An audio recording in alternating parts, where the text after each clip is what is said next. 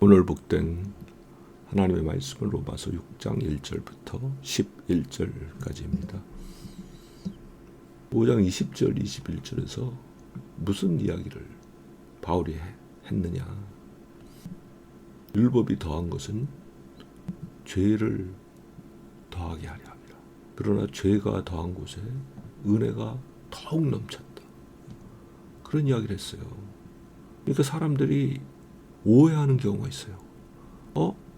죄가 더한 곳에 은혜가 더욱 넘쳤다? 그럼 우리가 죄를 지으면 지을수록 은혜가 더욱더 우리에게 주어지는 거 아니야? 마음대로 죄를 짓자. 그리고 하나님의 은혜를 더 받자. 실제로 그렇게 생각하는 사람들이 있었어요. 율법 아무 상관없다. 우리가 죄를 지으면 지을수록 하나님의 은혜를 받을 수 있다. 6장 1절에서 그게 말도 안 된다는 이야기를 하는 거예요. 우리가 은혜를 더하게 하려고 죄를 계속해서 짓겠느냐? 그런 사람들에 대해서 반박을 시작하죠. 그러면서 결코 그럴 수 없다 하면서 그 이유를 설명을 하고 있죠. 근데 그 설명하는 내용이 오늘 들으면 굉장히 비현실적으로 들려요. 왜 그러냐? 우리가 그리스도 예수와 합하여 세례를 받을 때 우리가 그와 함께 죽었다는 거예요. 응?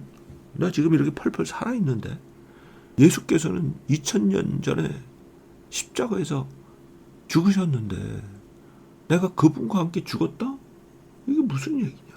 나는 전혀 모르겠는데, 못 느끼겠는데. 근데 4절에 더 엄청난 이야기를 하죠. 뒷부분에 보면은 그리스도께서 아버지의 영광으로 죽은 자 가운데서 살아나신 것과 같이 우리도 생명이 새로운 가운데서 행하도록 하기 위해서, 그래서 우리가 죽었다는 거예요. 그래서 5절에서 무슨 이야기를 하느냐. 우리가 그의 죽으심을 본받아 그와 연합한 자가 되었다면 우리가 또한 그의 부활하심을 본받아 연합한 자가 되는 게 마땅하다. 점점 더 어려운 이야기래요. 우리가 그리스도와 합하여 죽었다. 그리스도와 합하여 부활했다. 지금 그 얘기 하잖아요. 우리 체험의 영역 밖에 있어요. 그래서 이런 이야기를 하면요. 그거 너무 비현실적인 얘기, 내 삶과 무슨 상관이 있느냐. 그런 의문이 들게 되어 있죠. 실제로 그렇게 느낄 수 있어요. 6절에서도 그 이야기를 계속 이어가죠. 우리의 옛사람이 그와 함께 십자가에 못 박혔다. 그래서 우리의 죄의 몸이 멸하여서 우리로 더 이상 죄에게 종로를 타지 않게 하기 위해서 그런 것이다. 우리 죄의 몸이 못 박혔대요. 근데 우리 여전히 죄의 유혹이 우리한테 다가오는 걸 느끼지 않나요? 그러니까 이게 무슨 이야기냐, 이해가 안 되는 거예요. 자, 그런데 한번 생각해 보세요. 이 세상의 많은 일들은요, 보이지 않는 곳에서 이루어져요. 자, 지나가다가 나무를 보고 나무가 잎사귀를 내고 때로 열매를 맺고, 그 모든 과정이 어디서 시작해요? 뿌리에서 시작하잖아요. 근데 뿌리 안 보여요. 그러니까 그냥 가지가 열매 맺는 것처럼 보여요, 우리 눈에는. 그러나 그 뿌리가 양분을 빨아들이고 뿌리가 물을 빨아들여서 그것을 조합해서 햇볕을 받아서 그 모든 과정이 이루어지잖아요. 저는 아주 어릴 때 버스를 타고 참 이상하다는 생각을 했어요. 운전하는 사람이 스티어링 휠을 돌리는데 차가 움직이는 거예요. 저 사람이 운전대를 잡고 돌려서 차가 가는가 보다. 근데 이상하다. 어떻게 저렇게 살살 돌리는데 차가 이렇게 막 가지? 그런 의문을 품었던 기억이 나요. 어린아이 눈에 엔진이 움직여서 보이지 않는 곳에서 바퀴를 돌려서 차가 가는 그 원리를 알 수가 없으니까 그렇게 의문이 들었죠. 이 세상의 모든 일들은요, 보이지 않는 곳에서 이루어져요. 우리가 태어난 땅에서 지금 살고 있는 이 모든 과정, 사실은 우리의 조상들이 이 땅에 자리를 잡고 살았기 때문에 오늘 우리가 이렇게 이 땅에서 살고 있는 거잖아요. 수많은 일들이요, 보이지 않는 곳에서 이루어지는 거예요. 마찬가지예요.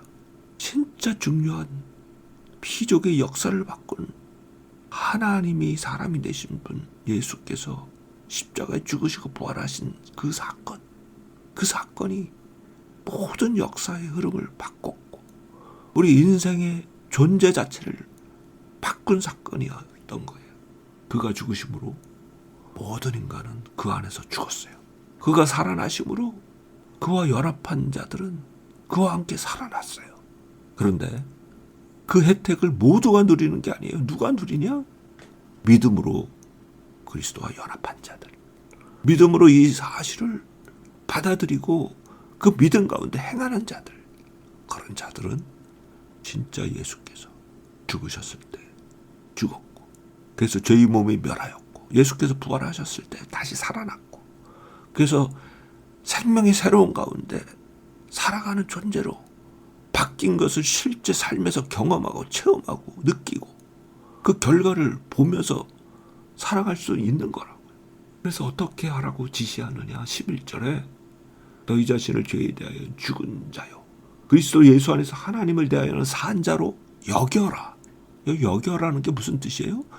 믿음으로 받아들이고 인정하고 그 믿음으로 행하라. 비록 너희 느낌은 그렇지 않을지라도, 너희 생각에는 이해가 안 될지라도, 이것은 역사상 실제로 일어난 사건이고, 믿음으로 그와 연합한 자들은 마치 땅속에 뿌리 박은 나무처럼 그 결과가 너희 가운데 열매로 맺힐 것이다. 죄의 몸이 죽은 것, 그리고 새 생명 가운데 행하는 것, 그것을 너희가 경험하게 될 것이다.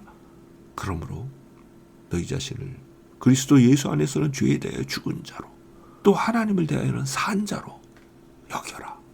그렇게 권하는 것이죠. 오늘 우리가 어떤 존재인가? 믿음으로 바라볼 때 우리는 그리스도 예수 안에서 죄에 대하여 죽은 자가 된 거죠. 그리스도 예수 안에서 그가 부활하실 때 우리가 부활한 자가 된 거예요. 그리스도 예수와 함께 부활한 자로서 오늘 그 생명의 놀라운 풍성함을 누리는 복된 하루 되기를 간절히 바랍니다. 아멘.